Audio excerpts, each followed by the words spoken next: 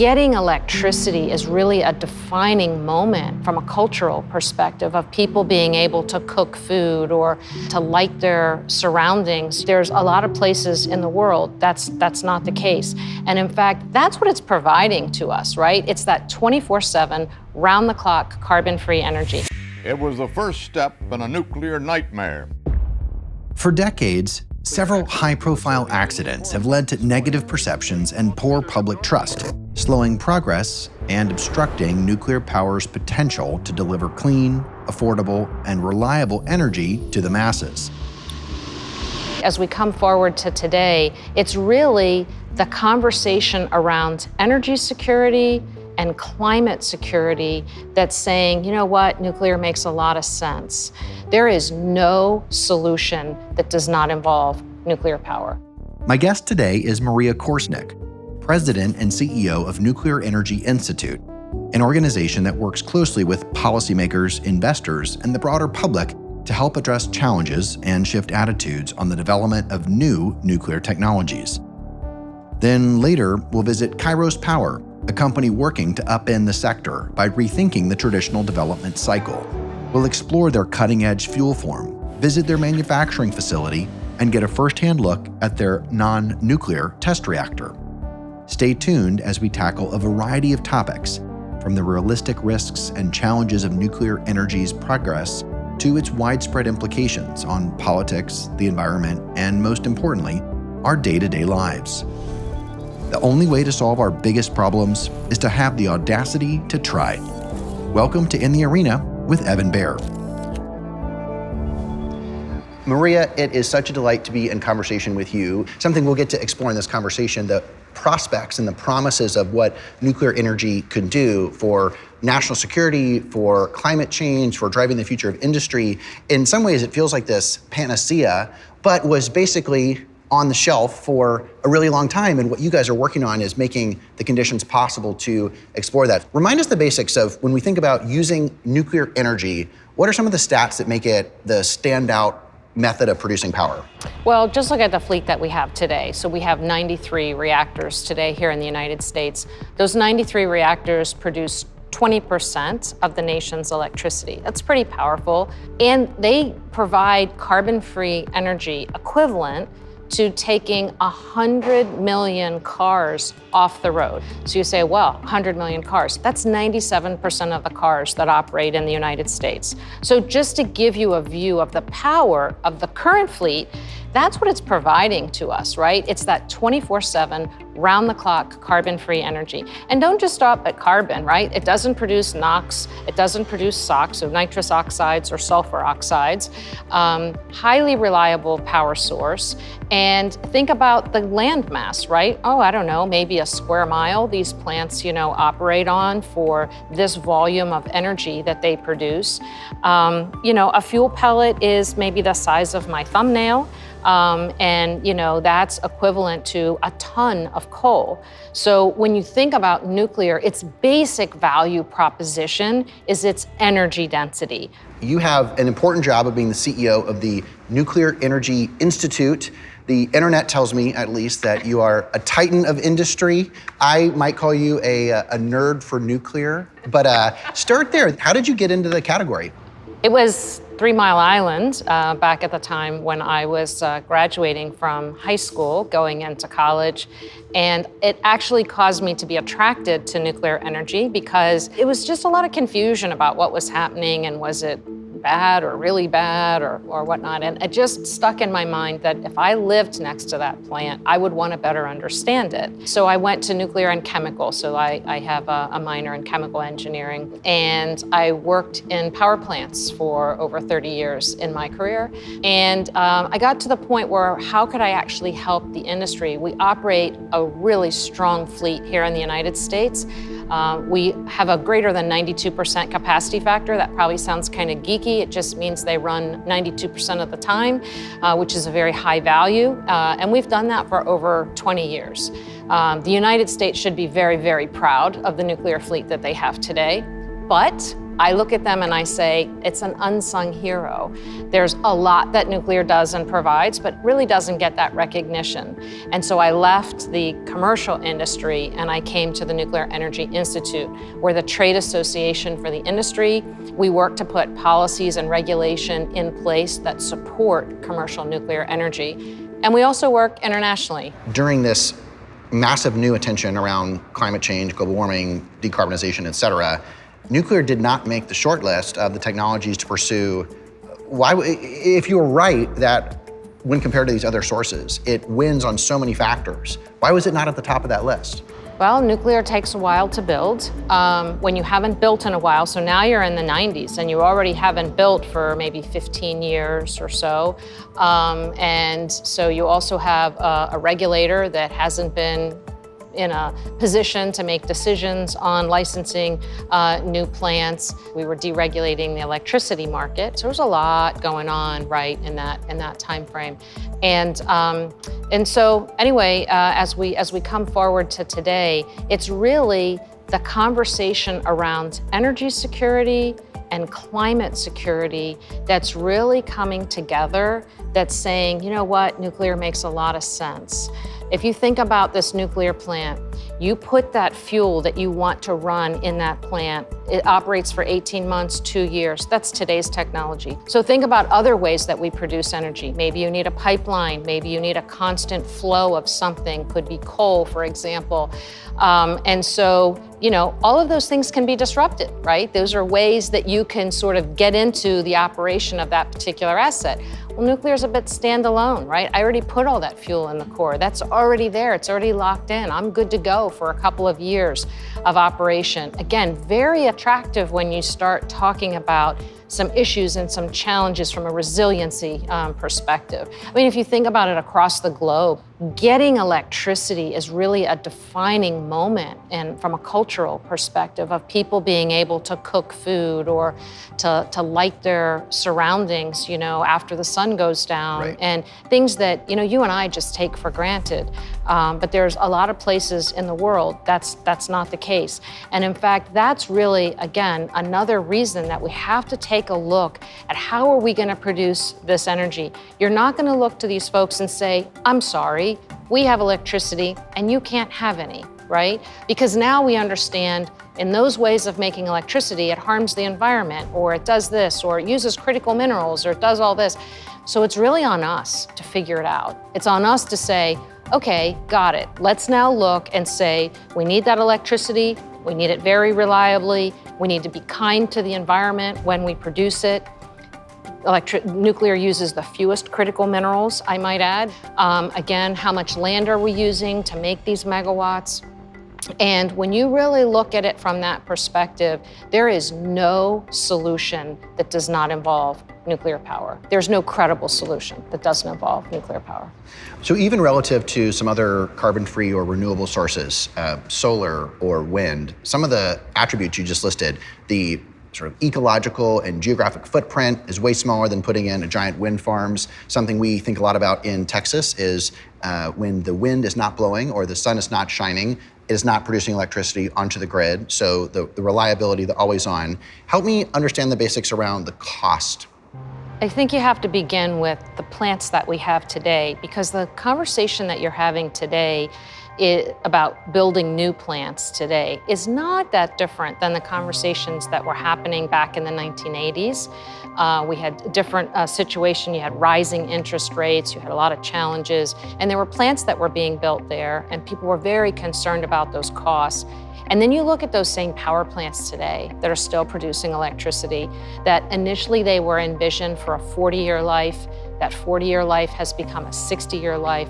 We're now having those plants go through a subsequent license renewal to take them from 60 years to 80 years. When you think of nuclear power, you need to think of infrastructure, and they're built very solid. And it's not just that they're built that way, they're maintained that way. Components are replaced. Things are constantly refurbished. These plants are very, very well taken care of. So when you add up that entire stack, what are the rough comparisons of price per kilowatt hour versus crude or natural gas or the other renewable sources? It's hard to draw that comparison. Some people get tax credits at the state level, some people get tax credits at the federal level. In fact, that's really one of the challenges that nuclear has, is just to try to get on an even playing field. And you know when you build the first of something, whether that's a nuclear plant or whether it's a car, the first time you build it is not going to be your least expensive, right? You're going to innovate, you're going to figure it out, you're going to figure it out. So from a nuclear perspective, we say that fourth or fifth plant of the same design, that's when you're kind of getting into nth of a kind. Compare that to the first one, there's probably a 30 to 40% cost reduction from that first one to the fourth or the fifth one. And that's really what we're trying to do, is to bring people together and say, let's look at the total picture. Right. And also, you have to look at the community. There's a lot of jobs in nuclear. And so, you step back and you say, geez, I get energy security. That's good for national security. I get high reliability. I get carbon free. I get good jobs, support the community. From my layman's understanding, it feels like we are in a real tipping point, a real renaissance of policy measures at the state and the federal level. Give us a snapshot of what's happening today. Oh my gosh, sea change is how I would start that. There's very few things that get approval on both the Republican and the Democrat side in Washington, D.C., okay? Nuclear power is one of those things. Now, they might agree for different reasons, but nonetheless, there's a support for nuclear. Now, you've seen the signature for that in a couple of ways. Some pretty important legislation. In the bipartisan infrastructure package, there was $6 billion for nuclear in what was called the Civil Nuclear Credit Program. There was also over $2 billion for advanced nuclear, the Advanced Reactor Development, ARDP projects. So those are two just examples, big chunks. There was also something in there for producing hydrogen from nuclear. That was passed in a bipartisan fashion. And then later in the IRA, we went to Congress and we said, really, we want to be called clean energy and make a clean energy tax credit. Not a wind tax credit, not a solar tax credit, not a nuclear tax credit. Make it a clean energy tax credit. And anybody that produces that clean energy should be able to get it. And so the federal level has definitely made inroads, if you will, in shining a light that this is something that's interesting. Let's talk about the state level. If 5 years ago we would have even had 10 bills that had anything to do with commercial nuclear power across the state legislatures, that would have been interesting. Okay, this year alone, over 200 bills have been introduced at state legislatures having to do with commercial nuclear. So when I say that there's really been a sea change in interest for nuclear, I can't emphasize enough, really, how significant that this sea change has been. It seems like some minds were changed in the last few years to make this bipartisan consensus possible. You were probably in a lot of those conversations yourself. Take us to maybe one or two that come to mind. A few years ago, someone who had arguments against nuclear, and how did you persuade them? Yeah, maybe I'll just point broadly to environmentalists who maybe historically have not had such a strong affinity for nuclear. I think the realization by people like the Intergovernmental Panel on Climate Change from the United Nations, doing evaluations and putting out studies that, again, essentially shows you that there's no credible path to carbon reduction without the use of nuclear. I think you have people that begin to realize the value proposition of nuclear. In other words, the volume of power that can be produced from one nuclear power plant. So I think people have just begun to peel back the data, I'll be quite honest, and starting to look at it and say, what's it really gonna take? So it sounds like public sentiment is coming around. That's being reflected in the legislatures, lots of bills moving forward. As someone really interested in innovation in terms of venture capital and outside startups entering the space of nuclear energy, is it happening, and how does that relate to sort of the big industry players? So I think it is just beginning. The innovation pipeline, as I would describe it for US technology, is chock-a-block full. Great ideas that individual companies, partnering in many cases with our national labs, have come up with designs, products that they're getting ready to build. When you think about nuclear today, you just think about these really large plants, 1,000 megawatts, a gigawatt. But this new nuclear that's coming down the pike, it's a little smaller. Some of them are really small. So now you're talking a couple hundred megawatts, you might be talking 2 megawatts, right? Well, when these things get smaller, that's a smaller chunk from an investment perspective as well, right? And so this isn't really a space that, venture capitalists maybe had played in, 20 years ago or 30 years ago. But it is now a place where that money can, in fact, be encouraged, be applied, and that they can see that there's different technologies that are working their way through. So whether or not you want high temperature steam, whether you want electricity, mentioned hydrogen earlier, we can produce hydrogen as well. And so, all of a sudden, nuclear is in a really interesting spot to be highly reliable and very versatile. Let's head to New Mexico and visit Chyo Power, an energy company who's flipping the script on traditional nuclear development. What makes Chyo special is that they focus on both engineering and manufacturing.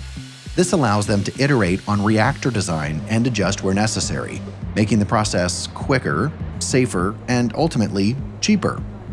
The engineering test unit is essentially part of a series of non-nuclear tests, and so there's no nuclear fuel in here, and we're able to essentially deploy and test out a lot of our systems. This is Ravi, Director of Engineering Integration at Chyo Power, and he's giving us a brief tour of their test reactor they call the ETU-1. When you take it to something that is this scale, which is very prototypic of what our Hermes demonstration reactor will be, the learning is really valuable. Here we're basically going under some of the main salt loops that we've got. This over here is actually a system, we thought we'd want that capability, but our experience through this test has said we don't actually want it. The ETU-1 is one component of what Chyo has dubbed their iterative design approach, a process they say is flexible, reduces risks, and cuts costs, something that is quite distinct from traditional nuclear development. One of the challenges with big nuclear projects is the development timelines are traditionally around 30 years. If you work on one very large project, you're working through risk reduction for that project, and you're not going to get answers about what is constructible, what is manufacturable until later into that process. Part of what we're doing here is trying to break that problem into smaller chunks so we get that feedback earlier in the process. By dividing their processes into smaller tests, Chyo gains invaluable insights early on, which can help shorten the development cycle considerably. We're learning a lot about how things perform. We learn a lot about the supply chain, who can provide what. We learn a lot about what's constructible, how we can do that work, and then we want to operate the facility and learn how it actually behaves. All of those learnings are coming in earlier prior to that commercial deployment. We're able to incorporate those learnings into our product and really make those improvements earlier on. Right now we're on the floor of Chyo Power Southwest here in Albuquerque, New Mexico, and you will hear and see a lot of activity around us as we go through the shop. By bringing the majority of manufacturing in-house, Chyo is not only able to speed up production, but has the freedom to experiment. One of the main advantages with vertical integration is you're not reliant on an outside party's schedule. What we manufacture, it really is depending almost, I would say, weekly, but sometimes daily. And that's a little bit of the speed that we function in. When there are things that don't work, we can immediately bring them back over and start to make modifications, to make new parts, to test new ideas really, really quickly. That allows us to keep the assembly on schedule. If the engineer has a change spec that he needs changed on the fly, he can send it down to us and we can put that in the model and make a quick, fast adjustment. Not only has Chyo reinvented the development cycle for nuclear energy, they've embraced a proven, safe, and robust fuel technology called fluoride salt-cooled high-temperature reactor technology, or FHR for short. And it's essentially the size of a golf ball. So one of the great features of our technology is some of the inherent safety features. So our safety case really starts with a combination of our coolant, FLIBE. FLIBE is a funny acronym. It stands for a combination of fluorine, lithium, and beryllium. And it's a combination of that FLIBE coolant with our fuel form. It basically builds off the historical gas reactor experience with which are called triso particles. And these are basically poppy seed-sized particles that house the nuclear fuel. These actually provide additional barriers for potential release scenarios that we might be concerned with. These triso particles can withstand temperatures higher than a reactor could realistically reach, providing a unique alternative to other fuel on the market.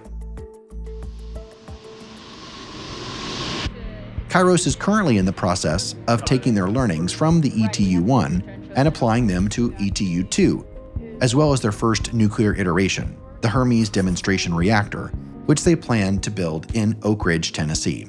For the Hermes reactor, Kairos will not only be the entity that actually does the design work, does a lot of the manufacturing and supports construction management, will also be the owner-operator of that facility. And so that's an important relationship. Being the same entity as the vendor, we know exactly what we're developing, where the risks fall, and really our engineering test unit series is providing a lot of that risk reduction that will enable us to build the facility on time and on cost, and also de-risk a lot of the operational challenges. When you look at renewables, you look at other conventional power resources, the world is energy hungry. And nuclear is a key solution towards being able to provide reliable power across the global community. It's been very difficult to innovate. It's been very difficult for the technology to evolve.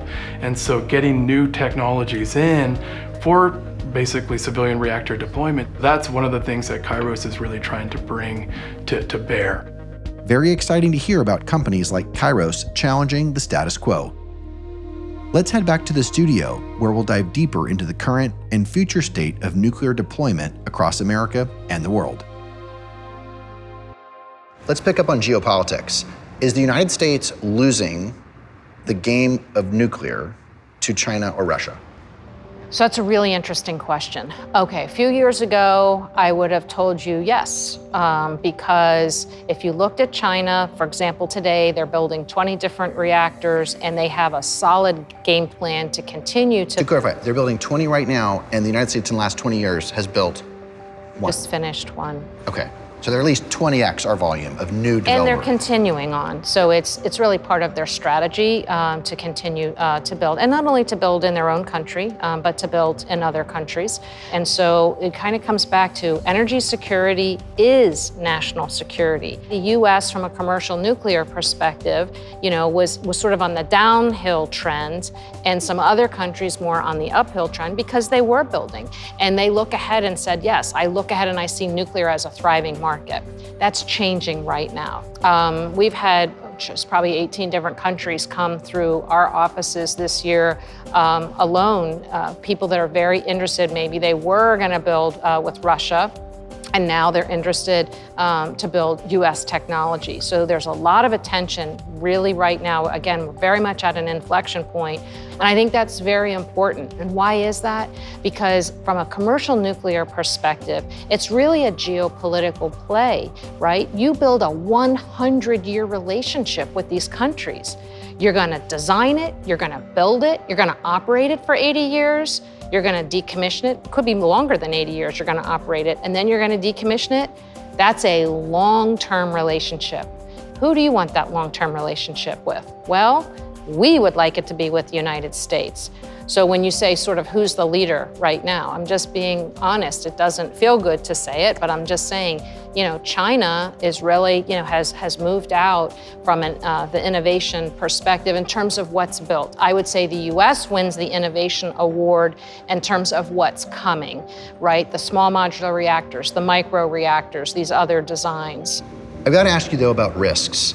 We're talking about 1,000 potentially of these smaller scale reactors. As a strange hobby of mine, I enjoy reading regulations. And what's really crazy in a lot of regulations is the allowances that we have. In a lot of our food regulations, they say something like, you can have so many dead rats per bushel of corn. And you're like, that sounds crazy. We want no rats in the corn. Well, if you have 1 million vats of corn, there will be some rats, right? So we're often thinking about risks and what amount can we tolerate. If we have 1,000 reactors, it can't be that there's a 0% chance of a leak, a spill, a security incident. Are there attributes to some of the new technologies that, at least to the layperson, makes them seem safer, sort of less likely to have a risk, or a leak, an accident? Sure. I mean, the plants we have today are incredibly safe. Some of the designs of tomorrow are going to rely a little bit more on passive safety. And so that means something doesn't have to be turned on in order to open or close. So think about gravity. You know, you're just counting on gravity to act in order for something to stay safe. And so some of these newer designs are going to credit a little bit more of that passive safety instead of requiring an action in order to maintain safety.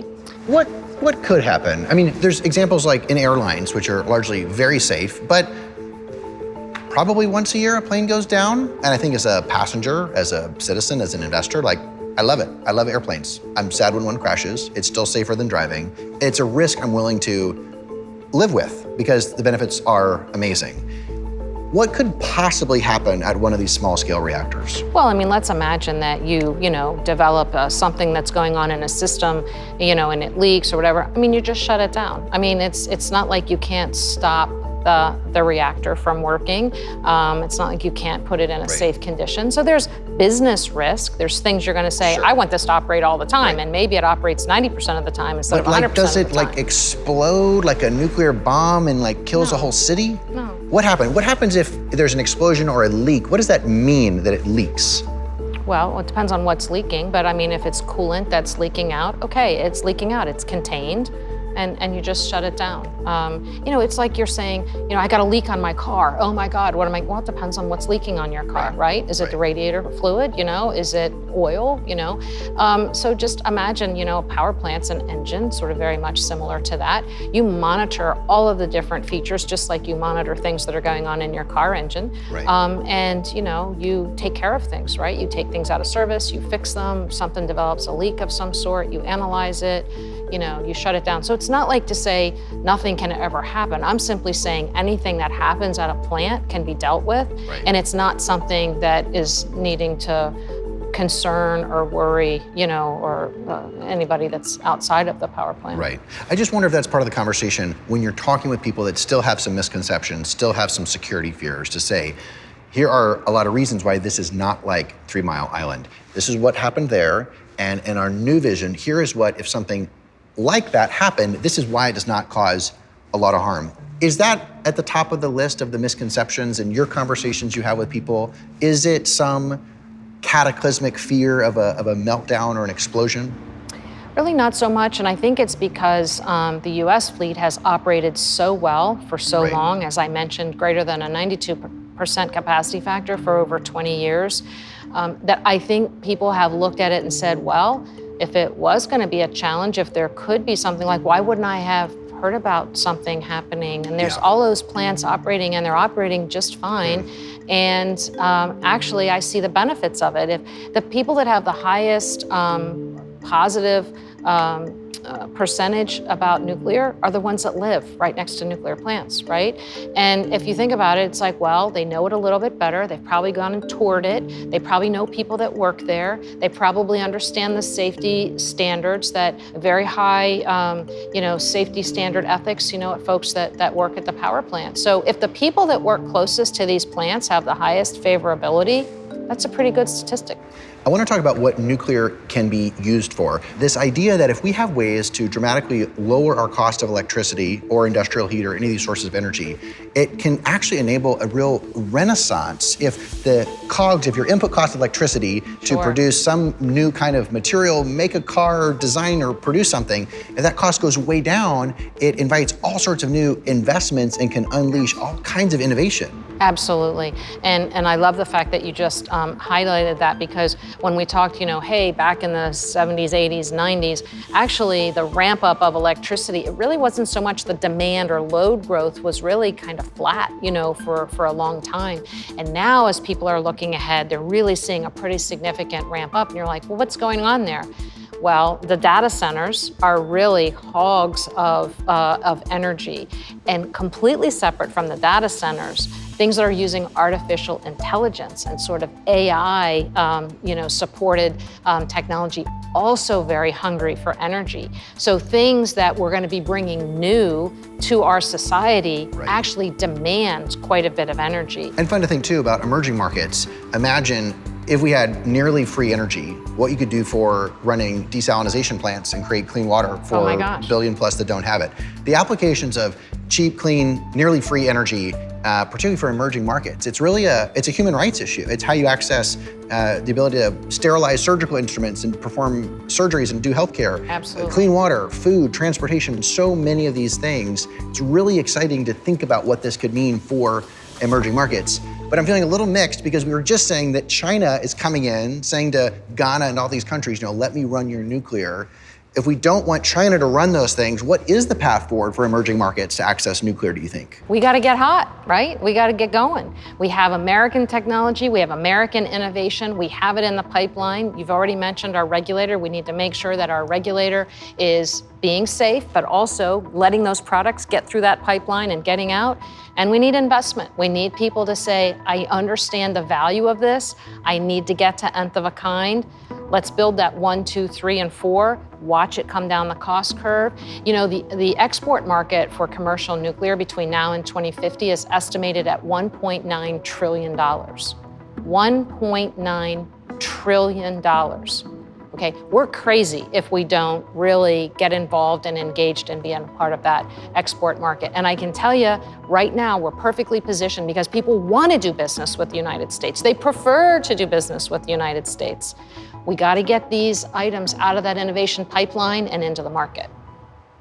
Hearing about all of the benefits and the possibilities of nuclear energy, it makes me at least frustrated, if not mad, that we kind of left this technology on the shelf in some sense for half a century. I mean, imagine early days of the internet. It's the 90s, we have the World Wide Web, we have BBSs, people are hooking these things up, and the US government says, I'm not sure if this is right for us now. Let's just put it on the shelf and we'll come back to it in 2050. I mean, it would be totally insane for that to happen.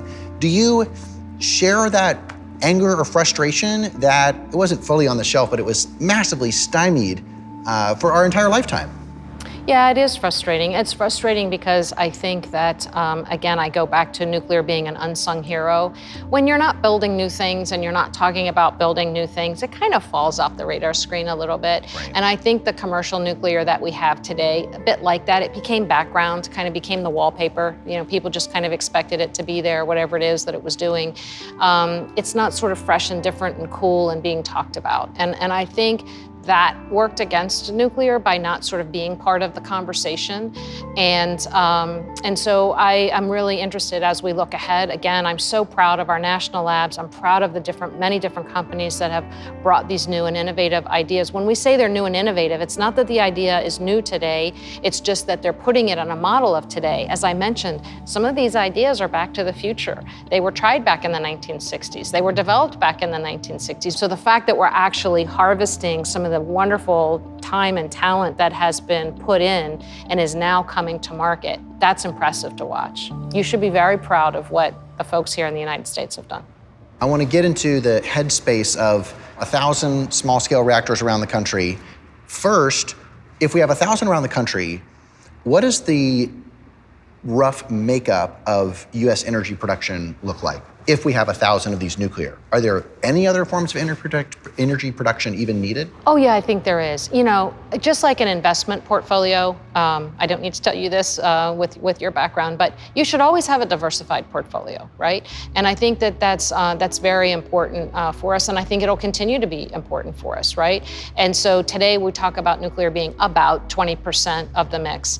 I can see, actually for nuclear to just stay 20% of the mix, we're gonna have to build a lot more nuclear because we imagine that there's gonna be more energy produced, right? Well, why not 50, 75, 100%? I can easily see, 40%, even higher than 40%. I actually feel, and maybe we'll look back on this, 10 years from now, but I think we're gonna get back to large reactors. So we're not gonna start with large. I think here in the United States, we're gonna build these small and sometimes really small and kind of get a better view, and we're gonna watch how we can build better bring down the cost curve. Yeah. And I think it's gonna build our appetite to going back to, do I wanna build 3 of something or do I wanna build 1 of something? So I think in that future mix, it's gonna be a combination. I think you're gonna have some of those small modular reactors, but I think we'll have some large reactors too. Given all the things that you know and the sea change that we're in the middle of right now, as you described it, fast forward, what do the next 10 years look like for American consumers? Well, one thing I think is going to be very interesting, again, you think of nuclear today, it's this big plant far off someplace. Maybe you understand where it is, but it has an access road and you can't quite see maybe the power plant at the end of it. When we start saying nuclear is going to get smaller, it's also going to get closer. You're going to have nuclear potentially, maybe it's going to power your hospital. Maybe nuclear is going to power your town. Maybe nuclear is going to power the place that you work at, your manufacturing facility. And so I think our relationship with nuclear is going to change because we're going to get a little bit more intimate with an understanding that it's not too far away. And that's going to happen because these innovations that we're talking about are going to come to pass. So this decade, in the 20s, you're going to have microreactors that are going to be coming out, that are going to be being built. And starting at the end of the 20s into the early 30s, you're going to have small modular reactors being built. And so people are really going to sort of see and feel that new nuclear firsthand. Many of our conversations are with founders who are getting term sheets and pitch decks and building technology companies, but there are certainly industries that no matter how amazing, creative a founder you are, you can't break into the industry unless the regulations make it possible. And I don't know if you describe yourself as an entrepreneur, I would certainly describe you as an entrepreneur because of the amazing resources that you've assembled and your opportunity to, like we said earlier, make the conditions so that something can be possible. It invites all these entrepreneurs to be able to get into the game. That is a great service, yes, to the founders, but man, a great service to Americans and people all over the world that will get to have access to this clean, reliable, inexpensive energy, and you deserve a huge congratulations for that. Thank you for that work and for being with us today. Well, thank you very much. I've enjoyed our conversation.